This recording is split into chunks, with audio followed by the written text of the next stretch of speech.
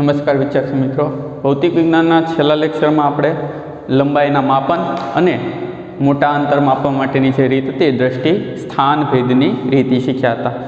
થોડુંક રિવિઝન કરી લઈએ પછી આગળ વધીએ આ લેક્ચરમાં. તો સૌથી પહેલાં તો લંબાઈના માપનમાં આપણે એવું શીખ્યા હતા કે જો 10⁻³ મીટરથી 10⁻² મીટર સુધીનું અંતર હોય, ઓછામાં ઓછું 10⁻³ એટલે 0.001 મીટર, વધુમાં વધુ 100 મીટર, આટલું અંતર માપવા માટે આપણે એનો ઉપયોગ કરીએ છીએ? મીટર પટ્ટીનો ઉપયોગ કરીએ છીએ. એનાથી નાનું અંતર હોય એટલે કે 10⁻⁴, એનાથી નાનું અંતર હોય એટલે કે 10⁻⁴ મીટર અંતર હોય તો એ માપવા માટે આપણે વર્નિયર કેલિપર્સનો ઉપયોગ કરીએ છીએ. અને એનાથી નાનું અંતર હોય એટલે કે 10⁻5 મીટરના ક્રમનું તો આપણે માઇક્રોમીટર સ્ક્રુગેજ અથવા સ્ફેરોમીટરનો ઉપયોગ કરીએ છીએ. આ બધાની લઘુત્તમ માપ શક્તિ છે અને ઓછામાં ઓછું અંતર એટલું એ માપી શકે. એટલું રેડી. એની પછી આપણે દ્રષ્ટિ સ્થાનભેદની રીત શીખ્યા હતા. હવે દ્રષ્ટિ સ્થાનભેદની રીત છે એના ટોપિકનું નામ શું છે કે મોટા અંતરનું માપન. બરાબર, મોટા અંતરનું માપન. તો ખૂબ મોટા અંતરો એટલે ગ્રહો વચ્ચેના અંતરો, પૃથ્વીથી કોઈ ગ્રહનું, પૃથ્વીથી કોઈ તારાનું અંતર, પૃથ્વીથી સૂર્યનું અંતર, એ દરેક અંતર છે એ ખૂબ મોટા છે. એને આપણે મીટર પટ્ટી કે ફૂટ પટ્ટી વડે માપી શકતા નથી. તો એ અંતર માપવા માટે પ્રત્યક્ષ રીતનો ઉપયોગ થતો નથી. બાકી આગળની રીત શીખ્યા એ બધી પ્રત્યક્ષ રીત હતી. એમાં કેવું આવતું કે આપણે હાથે માપી શકીએ, પણ આમાં હાથે માપી શકતા નથી. એટલા માટે કઈ રીત આવે? પરોક્ષ રીત આવે. કઈ રીત આવે? પરોક્ષ રીત. તમને ખબર છે કે ધોરણ 10માં તમારે અંતર ઊંચાઈ પાઠ આવતો અથવા તમારે ત્રિકોણમિતિના ઉપયોગો પાઠ આવતો. ત્રિકોણમિતિના ઉપયોગો પાઠ હતો એમાં એવું હતું કે કોઈ એક ડુંગર છે,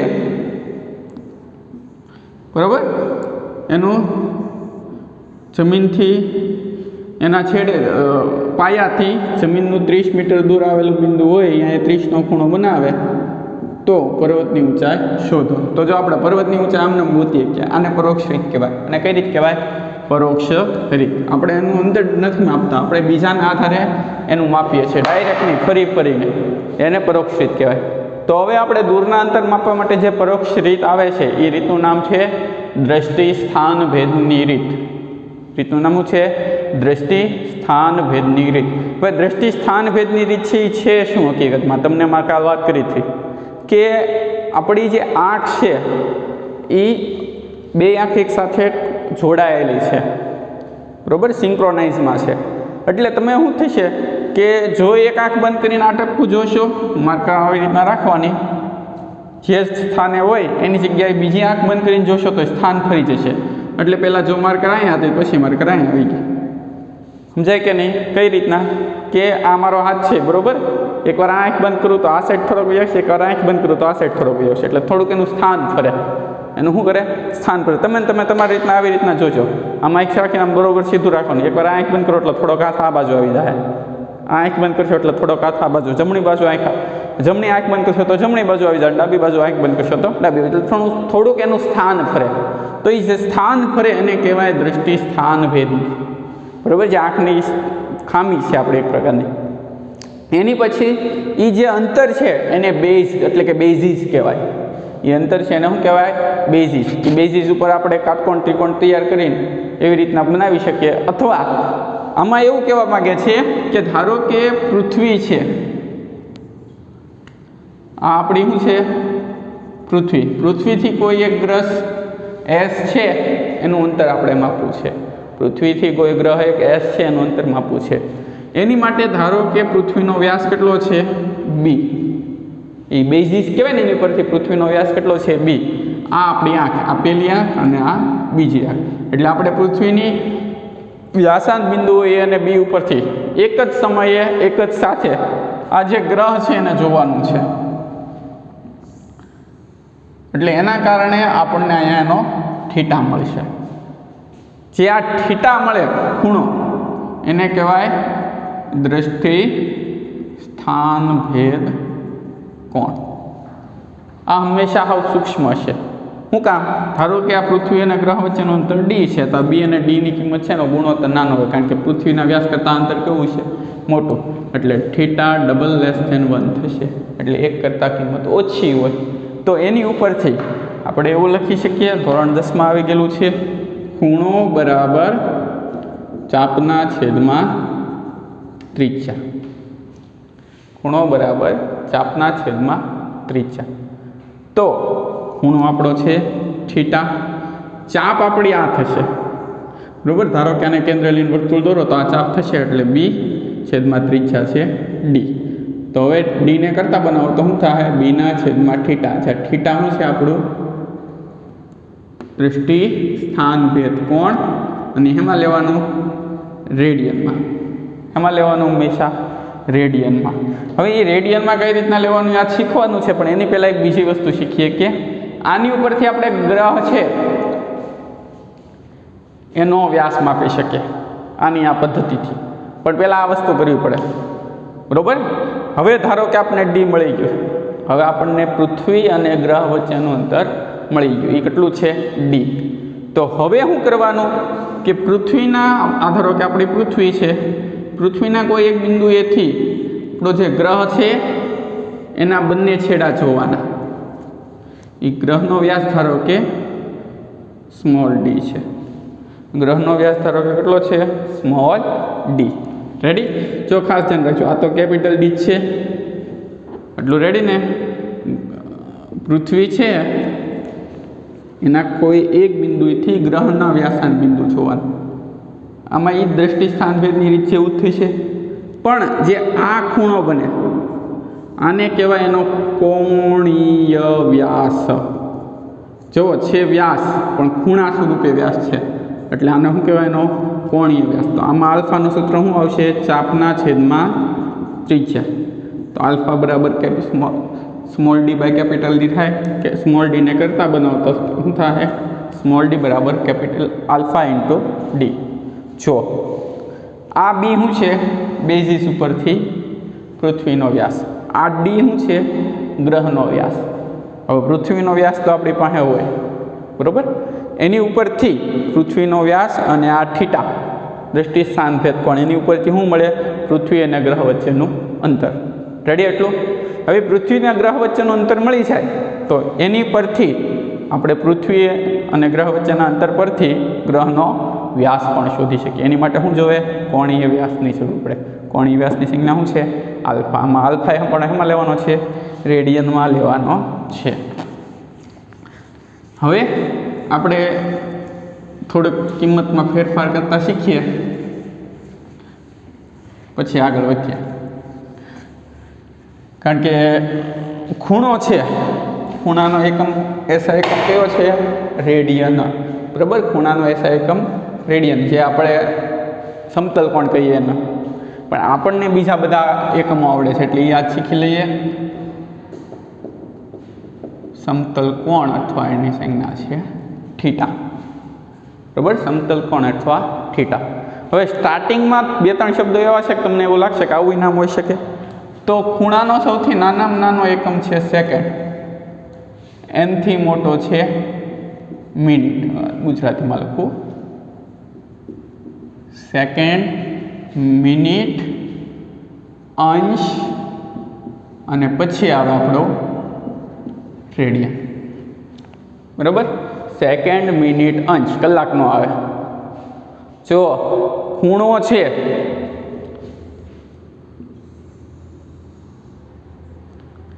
આ 180 અંશ થાય. આ કેટલા અંશ થાય? 180. આ કેટલા થાય? 90 અંશ. રેડી ને? આ કેટલા થાય? 45. અહીંયા 30, 20, 10. હવે આ 10ના 10 ભાગ કરો એટલે અહીંયા શું મળશે? 1 અંશ મળશે. 1 અંશના 60 ભાગ કરો એટલે શું મળશે? 1 મિનિટ. અને એના 60 ભાગ કરો એટલે શું મળે? 1 સેકન્ડ. એટલે જો સેકન્ડની નિશાની શું છે? માથે 1 ટપકું કરવાનું. મિનિટ એની નિશાની શું છે? માથે 2 ટપકા કરવાના. અંશ એની માથે મીંડું કરવાનું. અને રેડિયન એમાં તો RAD લખવાનું. આવી રીતના થશે. એટલે સરખું લખી નાખો એટલે તમને ખબર પડે. જો એની નિશાની ભૂલાઈ ન જાય. સૌથી નાનો એકમ છે સેકન્ડ. એની નિશાની શું છે? ડોટ. માથે ડોટની રેપ કરવાનો માથે 2 વાર રેપ કરો એટલે મિનિટ થઈ જાય. સેકન્ડનું શું થઈ જાય? મિનિટ. અંશ માટે તો ખબર જ છે આપણને, માથે મીંડું કરવાનું. અને છેલ્લે શું આવશે? રેડિયન. છેલ્લે શું આવશે? રેડિયન. એની માટે શું લખવાનું? RAD. જો આ વસ્તુ કલાક મિનિટની એની જેવું જ છે, પણ એક યાદ રાખવાનું, સેકન્ડથી મિનિટ અને કલાકનો શું આવે? અંશ, જે આપણે રોજિંદા જીવનનો ઉપયોગ કરીએ. મિનિટ તો 60 જ થાય, અંશ એ 60 જ થાય. પણ અહીંયા હવે રેડિયનની વાત કરીએ. હવે રેડિયનમાં એવું છે, જો ખાસ ધ્યાન રાખજો, કે 180 અંશ 180 અંશ ત્યારે અર્ધવર્તુળ થશે. 180 અંશે કેટલું થાય? અર્ધવર્તુળ થાય કે નહીં? એટલે એની ચાપ કેટલી થશે? અર્ધવર્તુળ એટલે પાય r થશે. ચાપ કેટલી થશે? પાય r થશે. રેડી ને? એટલું જુઓ, ખૂણો બરાબર શું થાય? ચાપના છેદમાં ત્રિજ્યા. જે આપણે સમતલ કોણ શીખ્યા. શું શીખ્યા? સમતલ કોણ. તો અડધા ચક્રને રેડિયનમાં ફેરવીએ તો ખૂણો બરાબર ચાપના છેદમાં ત્રિજ્યા. તો 180 અંશ માટે લઈએ. કેટલા માટે લઈએ? 180 અંશ માટે. તો અર્ધવર્તુળ થાય. અર્ધવર્તુળની ચાપ કેટલી થાય? પાય r છેદમાં r. r ઉડી જાય એટલે જવાબ શું આવશે? પાય. જવાબ શું આવશે? પાય. એટલે 180 અંશ કેટલું થાય? પાય. પાયની કિંમત કેટલી છે? 3.14. પણ આપણે 180 અંશે પાય રાખવાનું. કેટલાય રાખવાનું? 180 અંશે પાય આવે. જો યાદ રાખવાનું છે તો હું તમને કહી દઉં કઈ રીતના આવે. 180 અંશ માટે સમતલ કોણ થીટા બરાબર ચાપના છેદમાં ત્રિજ્યા. ચાપ કેટલી હોય? પાય r છેદમાં ત્રિજ્યા. r ગયા એટલે પાય. એટલે 180 અંશ બરાબર શું થાય? પાય રેડિયન. એવી રીતના 360 અંશ હોય એ તો હવે આવડે જ તે.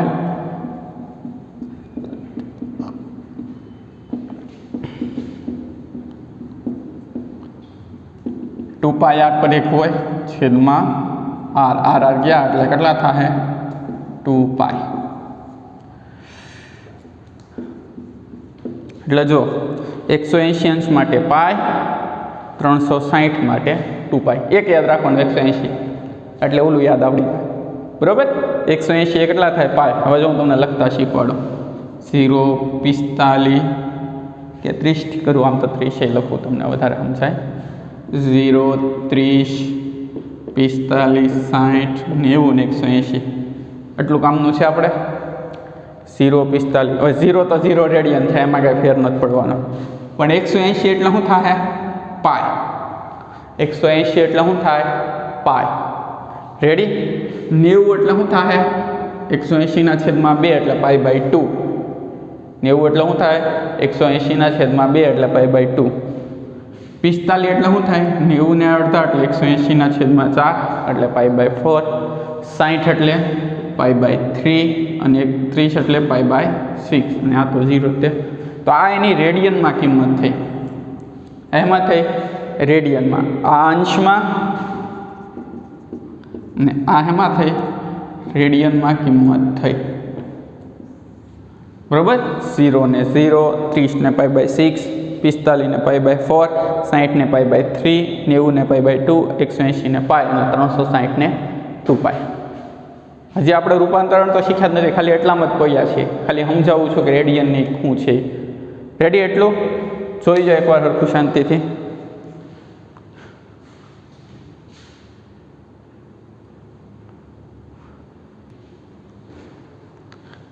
હાલો, હવે આપણે અંશ અને રેડિયનના રૂપાંતરણ શીખીએ. અંશમાંથી રેડિયનમાં જવું, રેડિયનમાંથી અંશમાં જવું હોય તો કઈ રીતના ગણતરી કરવાની? તો જો ત્રિરાશિ આપણી આવશે 180 પાય, તો ધારો કે 20 કેટલા? 180 અંશે કેટલા રેડિયન થાય? પાઈ રેડિયન. તો 20 અંશે કેટલા રેડિયન? તો શું આવશે? 20 ગુણ્યા પાઈના છેદમાં 180 બરાબર પાઈના છેદમાં 9. એવી રીતના આવશે. ધારો કે એમ કે 180 અંશ બરાબર પાઈ રેડિયન, તો 30 કેટલા થાય? તોય અહીં શું આવશે? 30 ગુણ્યા પાઈના છેદમાં 180 થશે. 6 તેરી 18 એટલે પાઈ બાય. એટલે મેન વસ્તુ આપણે શું ગુણવાનું આવશે? પાઈના છેદમાં 180. એટલે જો આ તો બધું રહી ગઈ કે સેકન્ડમાંથી મિનિટમાં જાવ 60 વડે ભાંગવાનું, મિનિટમાંથી અંશમાં જવું હોય તો 60 વડે ભાંગવાનું, અંશમાંથી સેકન્ડમાં જવું તો 3600 આવશે. પણ અંશમાંથી રેડિયનમાં જવું હોય, અંશમાંથી શેમાં જવું હોય તો પાઈના છેદમાં 180 વડે ગુણવાનું. અંશમાંથી રેડિયનમાં જવું હોય તો પાઈના છેદમાં 180 વડે ગુણવાનું. એનું ઊંધું વિચારો કે રેડિયનમાંથી અંશમાં જવું હોય તો પાઈના છેદમાં 180 વડે શું થાય? ભાંગવું પડે. અથવા શું આવશે? 180 છેદમાં પાઈ. તમારે જે રીતના યાદ રાખવું એ રીતના. હાવ હેલું છે કે સેકન્ડને મિનિટમાં ફેરવવા 60 વડે ભાંગવાનું, મિનિટને અંશમાં ફેરવવા 60 વડે ભાંગવાનું, અંશને રેડિયનમાં ફેરવા પાઈના છેદમાં 180 વડે ગુણવાનું, અને રેડિયનને અંશમાં ફેરવવા, અંશને રેડિયનમાં ફેરવા પાઈના છેદમાં 180, રેડિયનને અંશમાં ફેરવા 180 છેદમાં પાઈ. એ તમને અહીંયા હેઠ જ લખી દઉં એટલે વધારે સારું રહે કે અંશમાંથી રેડિયન તો પાઈના છેદમાં 180 અને રેડિયનમાંથી અંશ તો 180 છેદમાં પાઈ. ટૂંકમાં વસ્તુ જો હું છે એમ કહું કે આ અંશ છે ને એ આપણી ભાષામાં આંકડામાં હોય અને રેડિયન છે પાઈના સ્વરૂપમાં હોય. હકીકતમાં એ કિંમત જ છે. હકીકતમાં પાઈ એટલે 3.14 જ છે. એટલે 180 અંશ એટલે કેટલા રેડિયન થાય? 3.14. પણ આપણે યાદ રાખવા માટે એવું વિચારીએ કે અંશ છે એ કિંમતમાં હોય અને રેડિયન એમાં હોય પાઈ. તો જો રેડિયનમાં ફેરવું હોય તો પાઈને ઉપર આવશે અને રેડિયનમાંથી ફેરવવું હોય તો પાઈ નીચે આવશે. શબ્દ સમજો, રેડિયનમાં ફેરવવું હોય એટલે રેડિયન લાવવા હોય તો પાઈ ઉપર આવશે, અને રેડિયનમાંથી ફેરવવું હોય એટલે રેડિયન કાઢી નાખો તો પાઈ નીચે આવશે. આટલું રેડી? આટલું રાખીએ. ઉદાહરણને એવું કાલે શીખશું.